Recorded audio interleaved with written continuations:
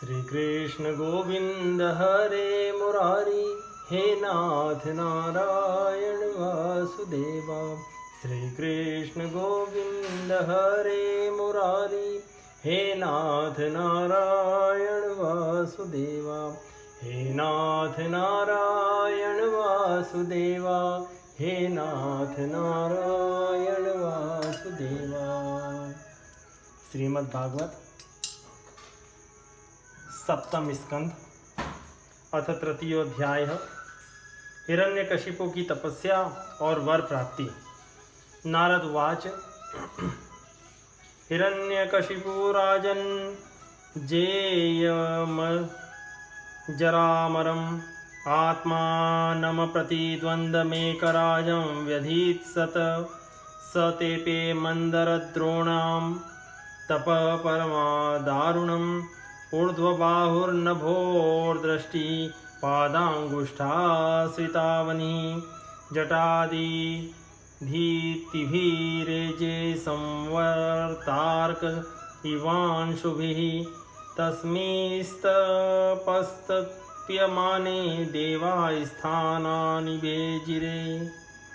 नारद जी ने कहा, युधिष्ठिर, अब हिरण्यकशिपु ने यह विचार किया कि मैं अजय, अमर, अजर और संसार का एक छत्र सम्राट बन जाऊं, जिससे कोई मेरे सामने खड़ा तक न हो सके। इसके लिए वह मंदिराचल की एक घाटी में जाकर अत्यंत दारुण तपस्या करने लगा। वहां हाथ ऊपर उठाकर आकाश की ओर देखता हुआ वह पैर के अंगूठे के बल पृथ्वी पर खड़ा हो गया।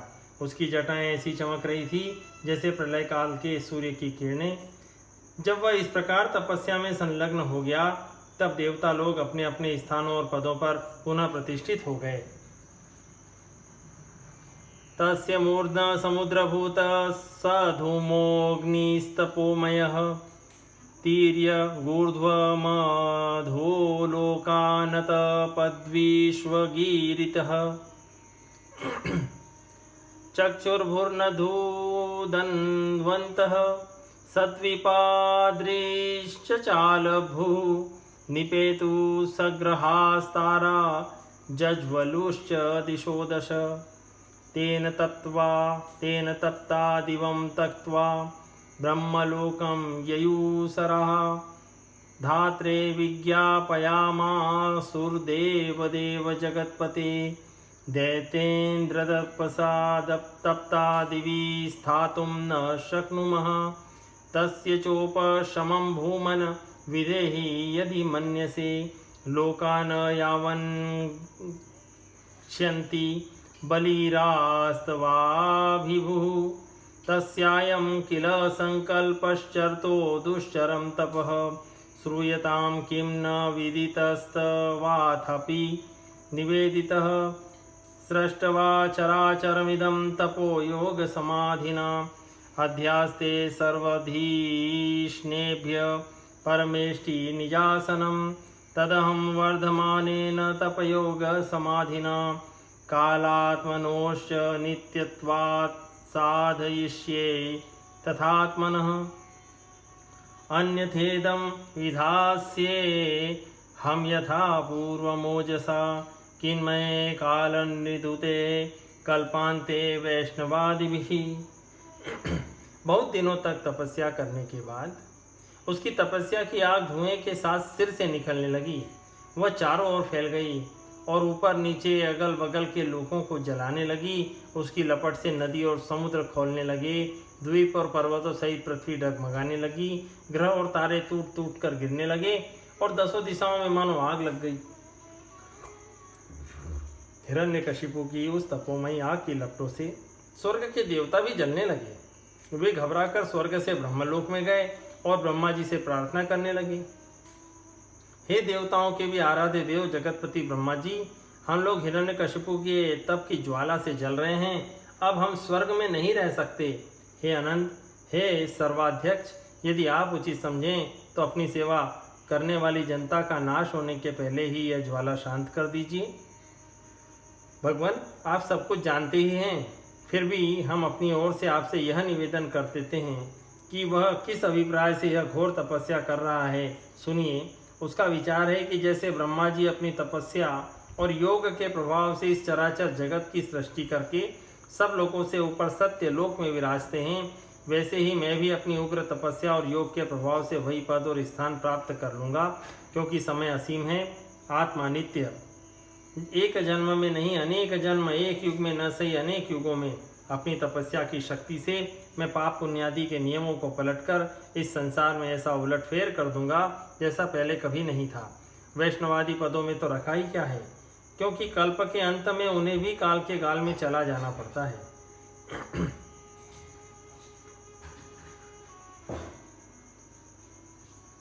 यहाँ एक उल्लेख आता है, यद्यपि वैष्णव पद वैकुंठ आदि नित्यधाम अविनाशी है, परंतु हिरण्यकशिपु अपनी आसुरी बुद्धि के कारण उनको कल्प के अंत में नष्ट होने वाला ही मानता था। तामसी बुद्धि में सब बातें विपरीत ही दिखा करती हैं। इति शुश्रुम निर्बंधम तप परममास्थितः विद्वत्सवानन्तरं युक्तं स्वयं त्रिभुवनेश्वर तवासनं दिग्जगवां पारमेष्ठ्यं जगत्पते भवाय श्रेयसे भूत्ये क्षेमाय विजयाय च इति विज्ञापितो देवैर्भगवान् आत्मभूर्नप परितो भृगदक्षार्धैर्ययो दैत्येश्वराश्रम न ददर्श प्रतिच्छन्नं वल्मीकतृणकीचके पिपीलिकाभीराचीर्णमेदस्त्वं मासशोणितं तपन्तं तपसा लोकान् यथा भ्रापीहितं रविं विलक्ष्य विस्मितः प्राह प्रहसन हंसवाहनः। हमने सुना है कि ऐसा हट करके ही वह घोर तपस्या में जुटा हुआ है, आप तीनों लोकों के स्वामी हैं। अब आप जो उचित समझे वही करें। ब्रह्मा जी, आपका यह सर्वश्रेष्ठ परमेष्टि पद ब्राह्मण एवं गौों की वृद्धि, कल्याण, विभूति, कुशल और विजय के लिए है। यदि यह हिरण्यकशिपु के हाथ में चला गया तो सज्जनों पर संकटों का पहाड़ टूट पड़ेगा। युधिष्ठिर, जब देवताओं ने भगवान ब्रह्मा जी से इस प्रकार निवेदन किया तब वे भृगु और दक्ष आदि प्रजापतियों के साथ हिरण्यकशिपु के आश्रम पर गए। वहां जाने पर पहले तो वे उसे देख ही न सके, क्योंकि दीमक की मिट्टी, घास और बांसों से उसका शरीर ढक गया था। चींटियां उसकी मेदा, त्वचा, मांस और खून चाट गई थी।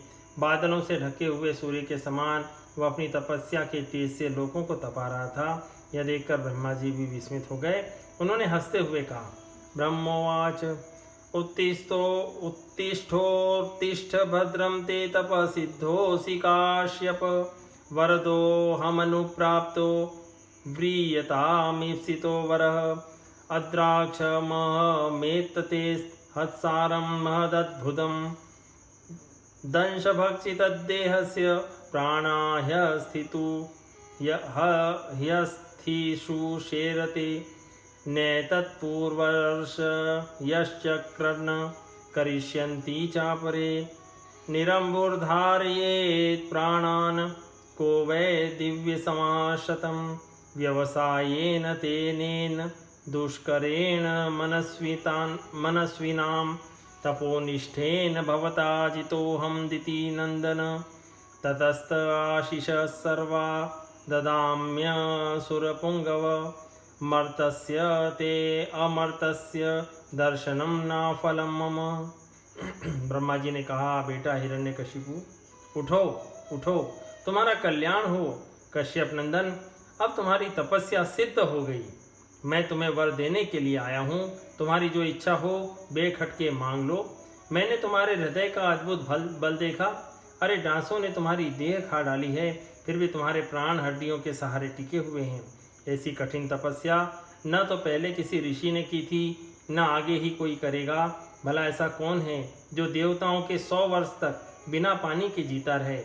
बेटा हिरण्यकशिपु, तुम्हारा यह काम बड़े बड़े धीर पुरुष भी कठिनता से कर सकते हैं। तुमने इस तपोनिष्ठा से मुझे अपने वश में कर लिया है।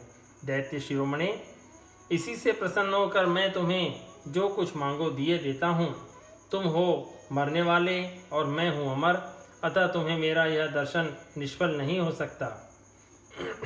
नारद उवाच इत्युक्त्वादि भवो देवो भक्षितांग पिपीलकहे कमंडलो जले नोक्ष दिव्ये नामोगराधसा। नारद जी कहते हैं, युधिष्ठिर, इतना कहकर ब्रह्मा जी ने उसके चींटियों से खाए हुए शरीर पर अपने कमंडलू का दिव्य एवं अमोघ प्रभावशाली जल छिड़क दिया। न तत्कीचक वल्मीकात स ओजो बलान्वितः सर्वावयव संपन्नो वज्र संहननो युवा उत्थितस्त हेमाभो विभाव सुरीवेधसः स निरीक्ष्याम्बरे देवं हंसवाहमवस्थितं ननाम शिरसा भूमो तद्दर्शन महोत्सवः उत्थाय प्राञ्जलि प्रव्व ईक्षमाणो दृशा विभुं हर्षाश्रुपुलकोदभेदो गिरा गदगदाया गणात्। जैसे लकड़ी के ढेर से आग जल उठे, वैसे ही वह जल छिड़कते ही बांस और दीमकों की मट्टी के बीच से उठ खड़ा हुआ। उस समय उसका शरीर सब अवयवों से पूर्ण एवं बलवान हो गया था। इंद्रियों में शक्ति आ गई थी और मन सचेत हो गया था। सारे अंग वज्र के समान कठोर एवं तपाए हुए सोने की तरह चमकीले हो गए थे। वह नवयुवक होकर उठ खड़ा हुआ। उसने देखा कि आकाश में हंस पर चढ़े हुए ब्रह्मा जी खड़े हैं। उन्हें देखकर उसे बड़ा आनंद हुआ। अपना सिर पृथ्वी पर रखकर उसने उनको नमस्कार किया। फिर अंजलि बांधकर नम्र भाव से खड़ा हुआ और बड़े प्रेम से अपने निर्निमेष नयनों से उन्हें देखता हुआ गदगद वाणी से स्तुति करने लगा। उस समय उसके नेत्रों में आनंद के आंसू उमड़ रहे थे और सारा शरीर पुलकित हो रहा था। हिरण्यकशिपुर्वाच कल्पान्ते कालसृष्टेन योन्धेन तं सावृतम् अभिव्यनग जगदिदं स्वयं ज्योति स्वरोचिषा आत्मना त्रिव्रता चेदं सृजत्यवप्ति लुम्पति रज सत्त्वतमोधाम्ने पराय महते नमः। नमाध्याय बीजाय ज्ञान विज्ञाय मूर्तये प्राणेन्द्रिय मनोर्बुद्धि विकारैर्व्यक्तिमीयुषे त्वमीशिये जगतस्तस्थूषश्च प्राणेन मुख्येन पति प्रजानां चित्तस्य चित्तेर्मनेन्द्रियाणां पतिर्महान् भूतगुणाशयेशः। त्वं सप्ततन्तून् वितनोषि तन्वा त्रय्या चातुर्होत्रकविद्यया च त्वमेक आत्मात्मवतामनादिरनन्तपारः कविरंतरात्मा। हिरण्यकशिपु ने कहा, कल्प के अंत में यह सारी सृष्टि काल के द्वारा प्रेरित तमोगुण से घने अंधकार से ढक गई थी। उस समय स्वयं प्रकाश स्वरूप आपने अपने तेज से पुनः इसे प्रकट किया। आप ही अपने त्रिगुणमय रूप से इसकी रचना, रक्षा और संहार करते हैं। आप रजोगुण, सत्वगुण और तमोगुण के आश्रय हैं। आप ही सबसे परे और महान हैं। आपको मैं नमस्कार करता हूँ। आप ही जगत के मूल कारण हैं। ज्ञान और विज्ञान आपकी मूर्ति है। प्राण, इंद्रिय, मन और बुद्धि आदि विकारों के द्वारा आपने अपने को प्रकट किया है। आप मुख्य प्राण सूत्रात्मा के रूप से चराचर जगत को अपने नियंत्रण में रखते हैं। आप ही प्रजा के रक्षक भी हैं। भगवान, चित्त, चेतना, मन और इंद्रियों के स्वामी आप ही हैं। पंचभूत, शब्दादि विषय और उनके संस्कारों के रचयिता भी मैं तत्व के रूप में आप ही हैं। जो वेद होता, अर्धवर्यु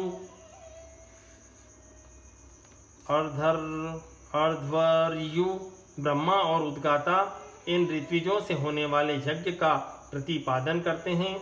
वे आपके ही शरीर हैं। उन्हीं के द्वारा अग्निष्टोम आदि 7 यज्ञों का आप विस्तार करते हैं। आप ही संपूर्ण प्राणियों की आत्मा हैं, क्योंकि आप अनादि अनंत, अपार, सर्वज्ञ और अंतर्यामी हैं। त्वमेय कालो निमिषो जनानामायुर्लवाध्यावयवे क्षिणोषि कूटस्थात्मा परमेष्ठ्यजो महां त्वं जीवलोकस्य च जीवात्मा त्वत्तः परम नापरं मप्यनेज देजच्च किंचिद व्यक्तिरिक्तमस्ति विद्या कलास्ते तन्वश्च सर्वा हिरण्यगर्भोऽसि बृहत्त्रिपृष्ठः व्यक्तं विभो स्थूलमिदं शरीरं येनेन्द्रियप्राणमनोगुणास्त्वं भुङ्क्षे स्थितो धामनि पारमेष्ठये अव्यक्तात्मा पुरुषः पुराणः अनन्ताव्यक्तरूपेण येनेदमखिलं तमं ततं चिच्छक्तियुक्ताय तस्मै भगवते नमः। यदि दासस्य भीमतान् वरान् मे वरदोत्तम भूतेभ्यस्त्वद्विसृष्टेभ्यो मृत्युर्मा भून् मम प्रभो नान्तबर्हिर्दिवा नक्तमन्यस्मादपि चायुधे न भूमो नाम्बरे मृत्युर्न नरैर्न मृगैरपि व्यसुभिर्वा सुमदभिर्वा सुरासुरमहोरगैः अप्रतिद्वन्द्वतां युद्धे एकपत्यं च देहिनां सर्वेषां लोकपालानां महिमानं यथात्मनः तपोयोगप्रभावाणां यन्नरिष्यति कर्हिचित्। आप ही काल हैं, आप ही प्रतिक्षण सावधान रहकर अपने क्षण लव आदि विभागों के द्वारा लोगों की आयु छीन करते रहते हैं। फिर भी आप निर्विकार हैं, क्योंकि आप ज्ञान स्वरूप परमेश्वर अजन्मा महान और संपूर्ण जीवों के जीवनदाता अंतरात्मा हैं। प्रभु, कार्य कारण चल और अचल ऐसी कोई भी वस्तु नहीं है जो आपसे भिन्न हो। समस्त विद्या और कलाएं आपके शरीर हैं। आप त्रिगुणमयी माया से अतीत स्वयं ब्रह्म हैं। यह स्वर्णमय ब्रह्मांड आपके गर्भ में स्थित है। आप इसे अपने में से ही प्रकट करते हैं। प्रभु, यह व्यक्त ब्रह्मांड आपका स्थूल शरीर है। इससे आप इंद्रिय, प्राण और मन के विषयों का उपभोग करते हैं, किंतु उस समय भी आप अपने परम ऐश्वर्यमय स्वरूप में ही स्थित रहते हैं। वस्तुतः आप पुराण पुरुष सूक्ष्म से परे ब्रह्म स्वरूप ही हैं। स्थूल सूक्ष्म से परे ब्रह्म स्वरूप ही हैं। आप अपने अनंत और अव्यक्त स्वरूप से सारे जगत में व्याप्त हैं। चेतन और अचेतन दोनों ही आपकी शक्तियां हैं। भगवान, मैं आपको नमस्कार करता हूँ। प्रभु, आप समस्त वरदाताओं में श्रेष्ठ हैं। यदि आप मुझे अभीष्ट वर देना चाहते हैं तो ऐसा वर दीजिए कि आपके बनाए हुए किसी भी प्राणी से, चाहे वह मनुष्य हो या पशु, प्राणी हो या प्राणी, देवता हो या दैत्य अथवा नागादि, किसी से भी मेरी मृत्यु न हो। भीतर बाहर, दिन में रात्रि में, आपके बनाए प्राणियों के अतिरिक्त और भी किसी जीव से, शस्त्र अस्त्र से, पृथ्वी या आकाश में कहीं भी मेरी मृत्यु न हो। युद्ध में मेरा कोई सामना न कर सके।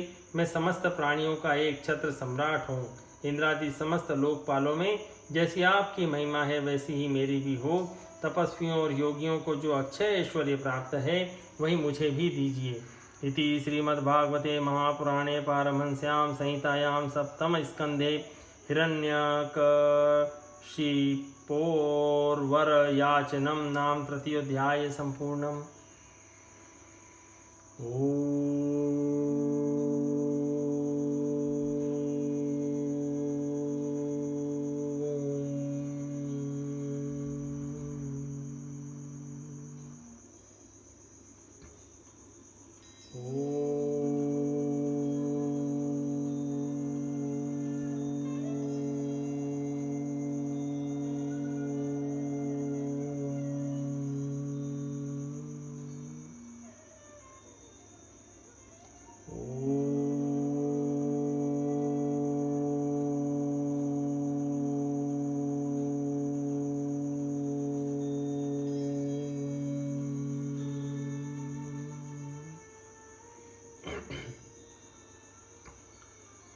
श्री कृष्ण गोविंद हरे मुरारी, हे नाथ नारायण वासुदेवा।